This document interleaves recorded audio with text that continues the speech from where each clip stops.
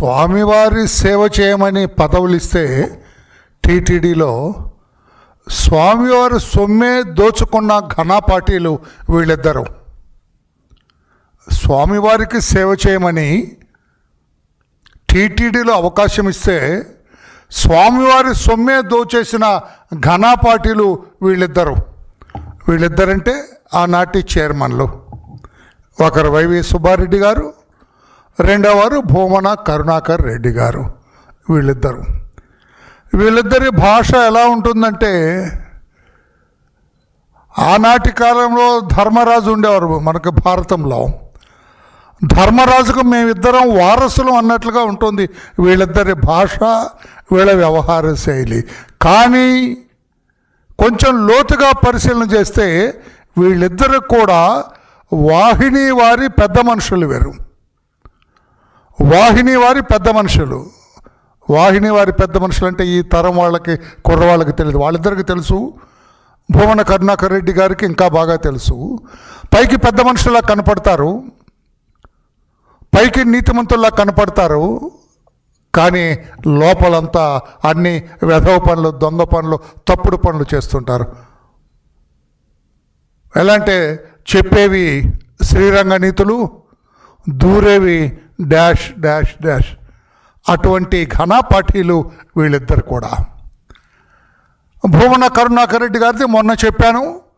ఆయన పాపం ఇంకా ఫర్దర్ ఎంక్వైరీ కూడా వరలరామయ్య గారు చెప్పినట్లుగా ఫర్దర్ ఎంక్వైరీ కూడా నేను సిద్ధమే అని ఆయన ఒప్పుకున్నాడు. పాపం ఆయన రెడీ అన్నాడు. అది ఓకే, అది సిఐడి చీఫ్ అయ్యన్నర్ గారు ఎంక్వైరీ చేస్తున్నారు. అది ఎటు ఆయన ఎవరిని వదలడు. తప్పు చేసిన వాళ్ళందరూ జుట్టు పట్టుకొని లాక్కొస్తారు. అది కొంచెం సేపు పక్కన పెడదాం. రెండో ఆయన, అసలు ఆయన ఈ నొక్కటంలో ఘనపాఠి శ్రీ వైవి సుబ్బారెడ్డి గారు. వారంటారు, నిన్న నేనేం తప్పు చేయలేదు, కావాలంటే లైట్ డిటెక్టర్ టెస్ట్ పెట్టి. ఇదొక అలవాటు అయిపోయింది వైసీపీ వాళ్ళందరికీ. లైట్ డిటెక్టర్లో ఏమొస్తుందండి YV Subba Reddy garu? Light detector test is a failure test. Light డిటెక్టర్లో ఎక్యూజ్డ్ అంటే, ఇప్పుడు లైట్ డిటెక్టర్ తీసుకెళ్లారంటే వైవి సుబ్బారెడ్డి ఆయన ఎక్యూజ్డ్ అంటారు, ముద్దాయి. ఆ ముద్దాయిని నిలబెట్టి, ముద్దాయి కొంచెం తెలివిగలవాడై నేను ఏమి చెప్పను అని మెంటల్గా డిటర్మిన్ అయితే, స్థిరత్వంతో ఉంటే, నిశ్చయించుకుంటే ఆ లైట్ డిటెక్టర్ ఏమి డిటెక్ట్ చేయలేదు. అందుకే ఆయన లైట్ డిటెక్టర్కి నేను రెడీ అంటారు. లైట్ డిటెక్టర్కి రెడీ అయిన ఓ వైవి సుబ్బారెడ్డి గారు, మీరెందుకు నార్కో అనాలిసిస్ టెస్ట్ చేయండి అని అనుకున్నారు? నేను I'm ready even for narco analysis test. Narco analysis test కూడా నేను రెడీ. మీరు నన్ను ఎంక్వైరీ చేసుకోండి, నార్కో అనాలిసిస్ టెస్ట్ చేయించండి నాతో అని మీరు ఎందుకన్నారు? నార్కో అనాలిసిస్ టెస్ట్ జరిగితే my dear friend YV Subba Reddy గారు, మీరే కాదు మీ పైనున్న పెద్దల గురించి కూడా మీరే చెబుతారు. నార్కో అనాలిసిస్ టెస్ట్ చేస్తే, పాత్రికేయ సోదరులరా మీకు ఐడియా ఉంటుంది, మీరు మేధావులు, మీకు తెలిసి ఉంటుంది. నార్కో అనాలిసిస్ టెస్ట్ చేస్తే ఎక్కడెక్కడో మొత్తం బయటకు వస్తుంది. నేను కొట్టేసిన మాట కరెక్టే. చిన్నప్పన్న ఎవరున్నారు పిఏ, ఇతని కాఫీలు టీలు అందిస్తా అంట, అతని చిన్నప్పన్నకి ఎంత వెళ్ళింది, నాకెంత వచ్చింది, మిగతా అక్కడికి ఎంత వెళ్ళింది, అక్కడ పరిస్థితులు కూడా బయటకు వస్తాయి. నార్కో అనాలిసిస్ టెస్ట్ చేస్తే అక్కడికి ఎంత వెళ్ళింది, అంతకంటే నేను వివరంగా చెప్పను. అక్కడికి ఎంత వెళ్ళింది కూడా మీరు ఇన్వర్టెడ్ కామర్స్ పెట్టి అక్కడ అని పెట్టండి. అక్కడికి ఎంత వెళ్ళిందో కూడా అన్నీ బయటకు వస్తాయి. Are you ready mister Subba Reddy? అది చెప్పండి. ఈ సుబ్బారెడ్డి ఎంత ఘనపాటి అంటే, ఈ 5 ఏళ్ల పరిపాలనలో ఈయనకు తెలిసి 68 లక్షల, మళ్ళీ రిపీట్, 68 లక్షల కేజీల కల్తీ నెయ్యి టీటీడీకి సరఫరా అయింది. సిట్ తేల్చింది, ఇంకా ఎంత వస్తుందో ఇప్పటికి తేల్చింది. 68 లక్షల కేజీల కల్తీ నెయ్యి టీటీడీకి సరఫరా చేసినట్లుగా సిట్ విచారణలో బయటపడింది. దీనికి సూత్రధారి వైవి సుబ్బారెడ్డి. ఆయన లైట్ డిటెక్టర్ కాదు సుబ్బారెడ్డి గారు, నార్కో అనాలిసిస్కి రండి. నార్కో అనాలిసిస్ వస్తే that is a supported evidence. అది light detector evidence is not admissible in the court of law. Narco అనాలిసిస్కి రండి మీకు నిజంగా మీరు నిజాయితీ పనులైతే. ఇదొక చెడు అలవాటు వైసీపీ నాయకులకి. లైట్ డిటెక్టర్ టెస్ట్ చేయండి, లేకపోతే ఏదో హారతి అమ్మవారి గుళ్ళో ఇస్తాము, దేవాలయంలో ప్రమాణం చేస్తే నువ్వు చేసిన నేరం పోతుందా? ఇతగా ఆ మాట అంటంతో వాడు దొంగ అని అర్థం అవుతుంది. లైట్ డిటెక్టర్ నన్ను తీసుకోండి అంటే నువ్వు దొంగతనం చేసినట్టే.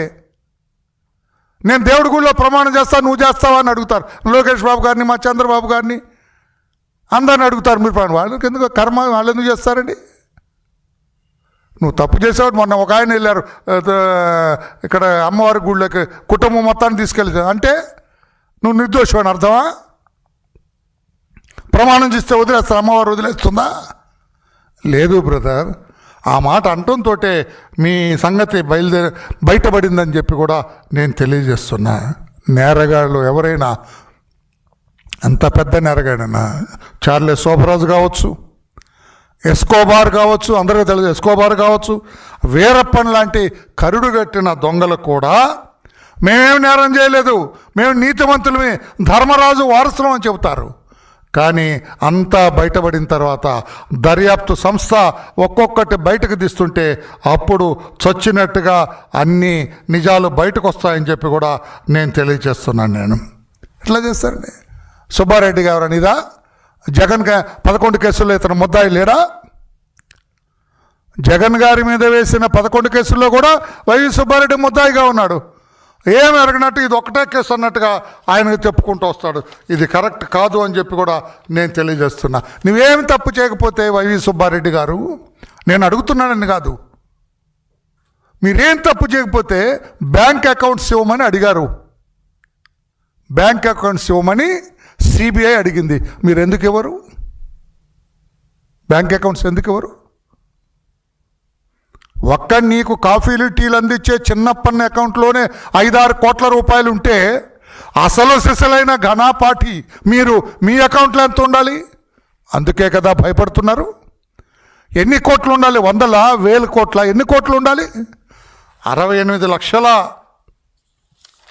కేజీలు అంటే 68 లక్షల కేజీలు అంటే కేజీ 320 లెక్కేసుకోండి. అందులో వీళ్ళ వాటంతా, కమిషన్ల వాటంతా ఎన్ని కోట్లలో ఉంటుంది? ఎన్ని కోట్లలో ఉంటుంది? మీరే లెక్క వేసుకోండి. అందుకే సుబ్బారెడ్డి గారు నా అకౌంట్స్ ఇవ్వనన్న కోర్టుకు వెళ్ళాడు. ఆయన నా అకౌంట్స్ ఇవ్వనంటంతో ఇతను దొంగ అని అర్థమవుతుంది. ఎంతమంది వైకాపా వాళ్ళు కూడా నాకు చెప్పారు వీడు దొంగేనండి, అందుకే అకౌంట్స్ ఇవ్వట్లేదని. వాడు దొంగేనండి, అందుకే అకౌంట్స్, నా అకౌంట్స్ అడగమని చూసుకోమనండి, రాసుకోమనండి. నా బ్యాంక్ అకౌంట్స్ బయట పెడతాను. నేను బయట పెట్టకపోవటం వల్లే మీ డొల్లతనం బయటపడింది సుబ్బారెడ్డి గారు అని చెప్పి కూడా నేను తెలియజేస్తున్నాను. నేను ఆయన చైర్మన్గా ఉన్నప్పుడు ఇవన్నీ గతంలో వచ్చినాయి. మళ్ళీ I'm reiterating. Premier agri foods private limited కావచ్చు, వైష్ణవి డైరీ స్పెషాలిటీస్ లిమిటెడ్ కావచ్చు, భోలే బాబా డైరీలు కావచ్చు, వీటన్నిటిలో కూడా నమూనాలు తీసి ఫారెన్సిక్ ల్యాబ్లో టెస్ట్ చేస్తే కల్తీ జరిగినట్లుగా రిపోర్ట్ వచ్చింది. అప్పుడు వెంటనే మీరు ఎందుకు ఆపలేదు? ఎందుకు వాళ్ళ మీద చర్యలు తీసుకోలేదు? అంటే మీకు కమిషన్లు వస్తున్నాయి కనుక మీరు చర్యలు తీసుకోలేదు. రసాయనాలతో తయారు చేసిన నెయ్యి శ్రీవారి ప్రసాదంలో ఉపయోగిస్తున్నారంటే మీకు తెలిసి ఉపయోగిస్తే మీరు ఇంకా సమర్థించుకుంటారా? స్వామివారికి సేవ చేయమని మిమ్మల్ని పెడితే స్వామివారిని దోచుకుంటారా? దుర్మార్గులారా, మీరు ఇక పైగా నీతి పల్లాలు పలుకుతారా? స్వామివారికి అన్యాయం చేసిన ఏ వ్యక్తి కూడా బ్రతికి సరిగా బట్టగట్టలేదన్న సంగతి గుర్తుపెట్టుకోండి అని చెప్పి కూడా నేను తెలియచేస్తున్నాను. నేను ఈ రోజున మీరు ఎంతమంది భక్తుల మనోభావాలు దెబ్బతీశారు. ఎక్కడెక్కడ నుంచి ఎక్కడికి, ప్రపంచవ్యాప్తంగా అండి కోట్లాది మంది శ్రీ శ్రీ శ్రీ వెంకటేశ్వర స్వామి ఆపద మొక్కులు వాడు, అనాథ రక్షకుడు, మేము ఏదడిగితే కోరికలు తీర్చేవాడు అని చెప్పి ఎంతో నమ్మకంతో వాళ్ళు వస్తే మీ అవినీతి కోసం, మీ దొంగ సంపాదన కోసం, మీ దుష్ట ఆలోచనలతోటి స్వామివారి సొమ్మె దోచేస్తారా? స్వామివారు ఊరుకుంటారా? అందుకే వాళ్ళ టైంలో భక్తుల రద్దీ కూడా తగ్గిందండి. మై డియర్ ఫ్రెండ్స్, ఎవరు వస్తారు కదా దొంగతనం చేసేవాళ్ళు అక్కడ హెల్మ్ ఆఫ్ అఫైర్స్లో ఉంటే? నాస్తికత్వం నాకు ఇష్టం అన్న వాళ్ళే హెల్మ్ ఆఫ్ అఫైర్స్లో ఉంటే భక్తులు ఎలా వస్తారు? ఎలా వస్తారండి? అందుకే జగన్మోహన్ రెడ్డి టైంలో భక్తులు రద్దీ కూడా తగ్గింది, భక్తులు రావటం కూడా తగ్గించారు. ఈ కల్తీ నెయ్యి సరఫరా చేయటం కోసం టెండర్, నేను అడుగుతున్నా సుబ్బారెడ్డి గారు, టెండర్ నిబంధనలు ఎందుకు సడలించారు? సమాధానం చెబుతారా?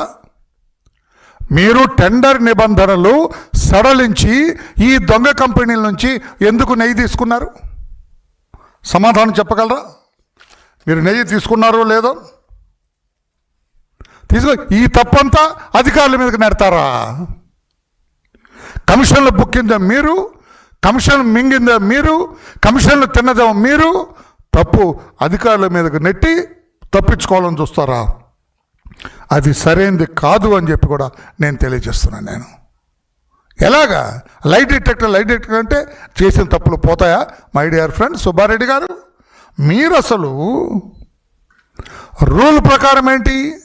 అక్కడ 159 క్లాజ్ 2, 160 క్లాజ్ ప్రకారం, టీటీడీ రూల్స్ ప్రకారం ఒక గిఫ్ట్ మీరు తీసుకోవాలంటే, స్వామివారికి ఎవరైనా ఇవ్వాలంటే, నేను అనుకున్నానండి నాకు 60 సెంట్ల స్థలం ఉంది తిరుపతిలో, అది ఇవ్వాలనుకున్నాను. తీసుకెళ్ళి ఇవ్వంటే తీసుకోవడానికి లేదు. మీరు దానికి నోటిఫికేషన్ ఇవ్వాలా, 30 రోజుల ముందు నోటిఫికేషన్ ఇవ్వాలా.